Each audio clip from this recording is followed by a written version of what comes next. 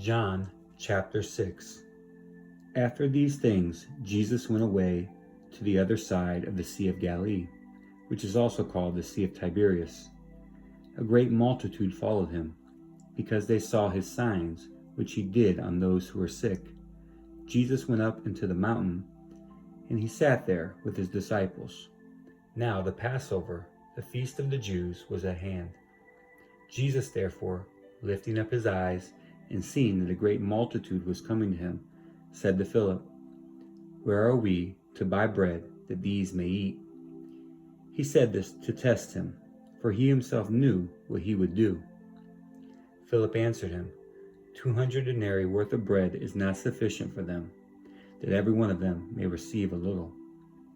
One of his disciples, Andrew, Simon Peter's brother, said to him, "There is a boy here who has 5 barley loaves and 2 fish, but what are these among so many?" Jesus said, "Have the people sit down." Now there was much grass in that place. So the men sat down, in number about 5,000.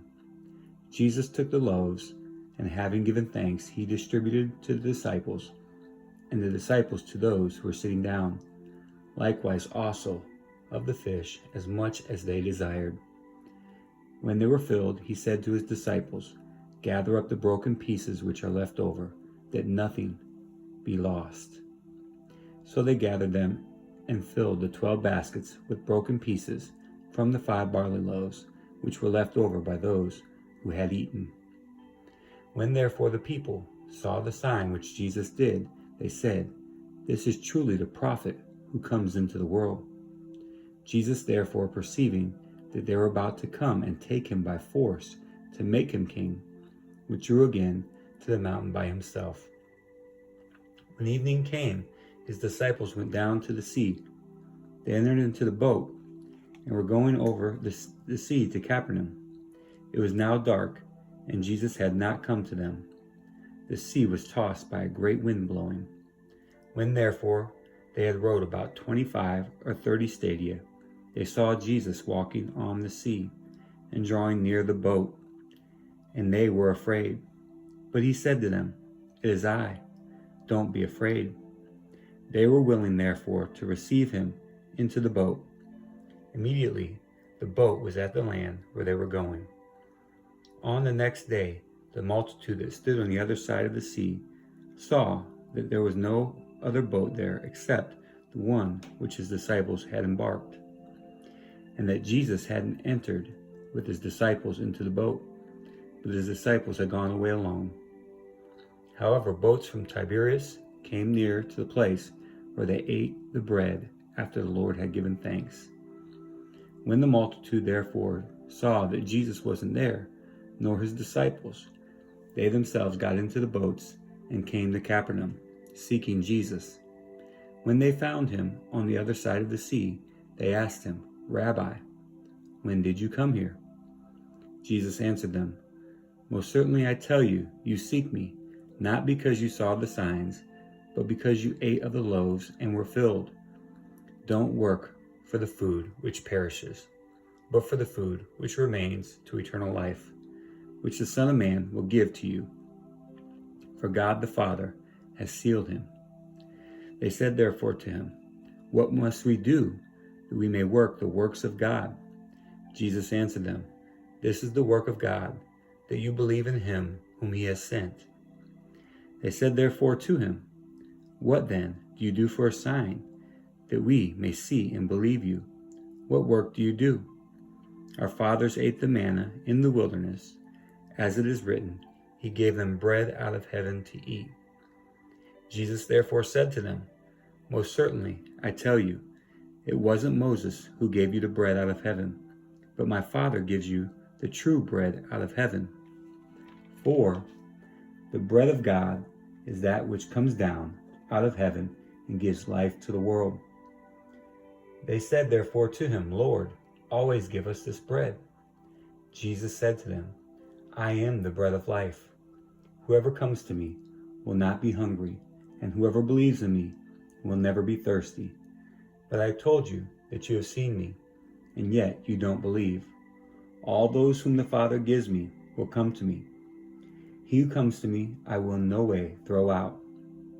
For I have come down from heaven not to do my own will, but the will of him who sent me. This is the will of my Father who sent me, that all he has given me, I should lose nothing, but should raise him up the last day. This is the will of the one who sent me, that everyone who sees the Son and believes in him should have eternal life, and I will raise him up at the last day. The Jews therefore murmured concerning him, because he said, I am the bread which came down out of heaven. They said, Isn't this Jesus, the son of Joseph, whose father and mother we know? How then does he say, I have come down out of heaven? Therefore Jesus answered them, Don't murmur among yourselves. No one can come to me unless the Father who sent me draws him, and I will raise him up in the last day. It is written in the prophets, they will all be taught by God. Therefore everyone who hears from the Father and has learned comes to me. Not that anyone has seen the Father, except he who is from God. He has seen the Father. Most certainly, I tell you, he who believes in me has eternal life. I am the bread of life. Your fathers ate the manna in the wilderness, and they died.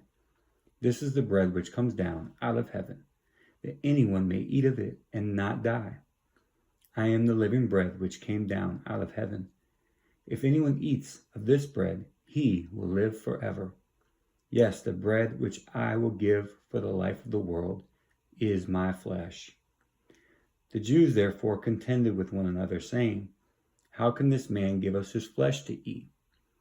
Jesus therefore said to them, Most certainly I tell you, unless you eat the flesh of the Son of Man and drink his blood, you don't have life in yourselves. He who eats my flesh and drinks my blood has eternal life, and I will raise him up at the last day. For my flesh is food indeed, and my blood is drink indeed. He who eats my flesh and drinks my blood lives in me, and I in him. As the living Father sent me, and I live because of the Father, so he who feeds on me will also live because of me. This is the bread which came down out of heaven, not as our fathers ate the manna and died. He who eats this bread will live forever. He said these things in the synagogue as he taught in Capernaum. Therefore many of his disciples, when they heard this, said, This is a hard saying. Who can listen to it? But Jesus, knowing in himself that his disciples murmured at this, said to them, Does this cause you to stumble? Then what, if you would see the Son of Man ascending to where he was before? It is the Spirit who gives life. The flesh profits nothing. The words that I speak to you are spirit and are life. But there are some of you who don't believe. For Jesus knew from the beginning who they were who didn't believe and who it was who would betray him. He said, For this cause I have said to you that no one can come to me unless it is given to him by my Father. At this, many of his disciples went back and walked no more with him. Jesus said therefore to the 12, You don't also want to go away, do you? Simon Peter answered him, Lord, to whom would we go? You have the words of eternal life. We have come to believe and know that you are the Christ, the Son of the living God. Jesus answered them, Didn't I choose you, the 12, and one of you is a devil? Now he spoke to Judas, the son of Simon Iscariot, for it was he who would betray him, being one of the 12.